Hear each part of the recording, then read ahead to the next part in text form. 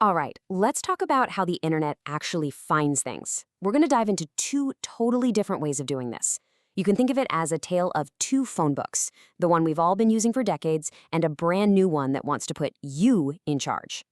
It's something we do all day, every day, without even thinking about it. You type a simple name into your browser, hit enter, and boom, the website just appears. It feels like magic. But how does that actually happen? Out of billions of computers online, how does your request find the one single correct server?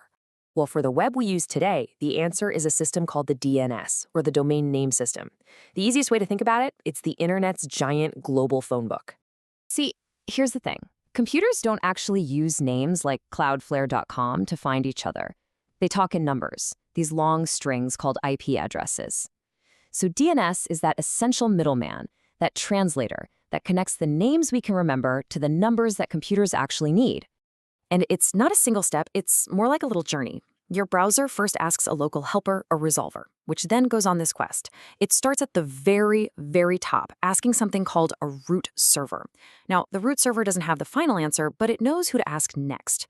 It points the way to the server for the .com or .org part, and that server points to the final name server, which at last gives back the correct IP address. Now, check this out. At the absolute peak of this entire global system, there are only 13 of these master IP addresses. Just 13 for the entire internet. Okay, so that sounds maybe a little fragile, right? But it's actually a bit of a historical quirk. While the original internet architecture had this limit of 13 addresses, today they don't just point to 13 physical machines. They use this really clever tech called anycast routing. It basically means your request for one of those 13 addresses automatically goes to the closest physical server to you. And there are over 600 of these servers spread all across the globe, making the system super robust. But what if this whole top-down, pyramid-style system isn't the only way to do things? What if relying on these central authorities creates its own set of problems, from censorship to who controls our data? This question is exactly what's behind the big push for a decentralized web. And this isn't some crazy new idea. The inventor of the web himself, Tim Berners-Lee, said that the whole point from the very beginning was to decentralize power. The goal was always a network with no single king, no single point of failure. But over time, things got more and more centralized. Right now, on most platforms, your online identity, your account, your posts, your photos, it's all controlled by the company that owns the server. If they decide to shut you down, or if the entire company goes out of business, poof, it's all gone. This gives them immense power and gives us, the users, way less control over our own digital lives and our own data. So in response to all of this, new projects like Blade are popping up.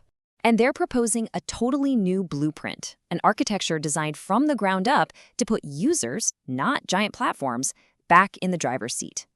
And here is the huge shift in thinking.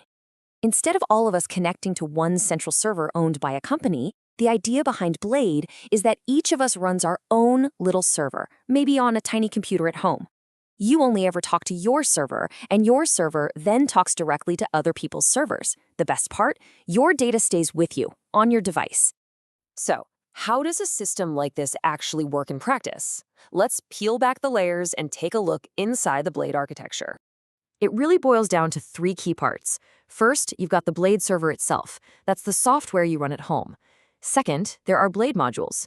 Think of these like apps you install on your server, like a messaging app or a photo sharing service.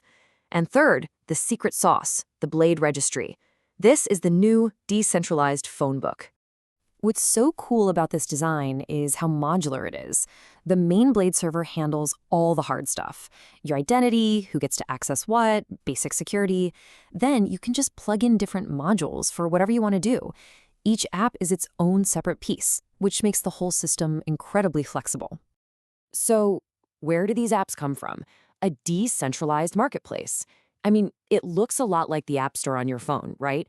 But instead of being controlled by one company, it's an open registry where any developer can publish a new service and any user can choose to install it on their own server. Okay, let's walk through an example. Say Alice wants to send a message to Bob. Her server doesn't know where Bob's server is on the internet. So the first thing it does is ask the Blade registry, which lives on a public blockchain, to look up Bob's ID and get his server's current network address. As soon as it has that address, Alice's server can connect and talk directly to Bob's. The registry is just there to help you find people. That's it. So what we have here are two completely different models, two fundamentally different philosophies for how to find things online. Let's put them side by side and really see how they stack up. On one side, you've got the classic DNS. It's hierarchical, like a pyramid, and it's managed by a global nonprofit called ICANN and other organizations. On the other side, you've got the Blade registry. It's flat, totally peer-to-peer, and instead of an organization, control is in the hands of individual users. It's a concept they call self-sovereign identity, all built on the secure, transparent foundation of the Ethereum blockchain.